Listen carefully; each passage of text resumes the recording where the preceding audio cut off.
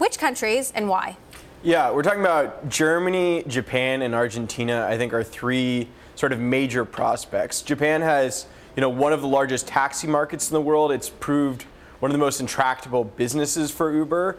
So that's an area where I think there's more sort of future growth potential than actual. So does Uber have any penetration in Japan? In Japan, they have, small sort of taxi partnerships in a couple of cities. And the idea is, you're going to book a taxi app on Uber. It's the ultimate capitulation. All the ideals of we're going to hold out and force UberX, our sort of peer-to-peer model, have sort of gone away. And now it's taxi market's big. We'd love to dominate that if that's our sort of way to have a, hailing presence in a country. Then there's Germany? Right.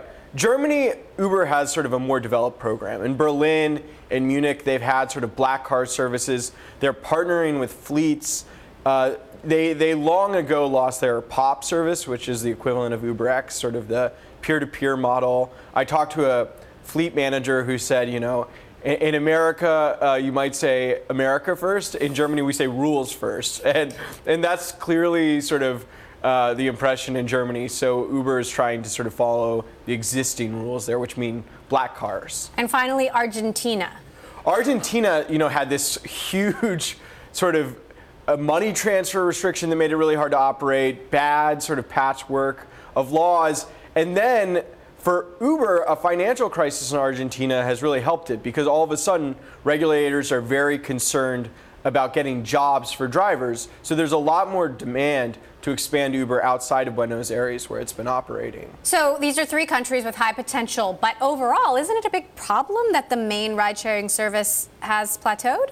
Well, yeah, growth is slowing. There's still significant growth, under 40%, but it's halved over 6 months ago. So there's still some growth, but the massive sort of growth that we've seen, is slowing. And that's why it sort of is this patchwork IPO strategy, not just ride sharing, but Uber Eats, scooters, autonomous, and maybe we'll come up with some other things. That it is a concern, but that's sort of what Uber faces as it prepares for an IPO. Now, we talked about food delivery becoming, increasing share of the business, 17%, they say, of the business, though we don't know how much of that Uber is actually getting. Of gross bookings, right. But scooters are small. Self-driving cars are non-existent.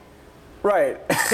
I know. If you wanted to spin it for Uber, you'd say small things grow, which means that there's more potential. You see what our revenue is now, nearly $3 billion in a quarter. The fact that we have these nascent projects means we have upside. On the other hand, it just means we don't even know if scooters work. I mean, that's always the thing with technology businesses. There are a lot of signs that, in a given city, models, that these are investable businesses, but that scooters will ever generate meaningful profits for Uber is a total unknown. So yeah, I agree. It's small and uncertain. So the question is, are investors going to buy this story at $120 billion valuation? Right. I think, $120 billion, that's what, Uber's bankers or prospective bankers are saying it might be worth, is optimistic.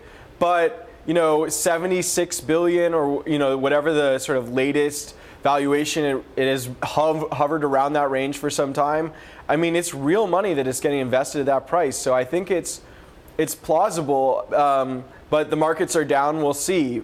But that's certainly Uber's aspiration.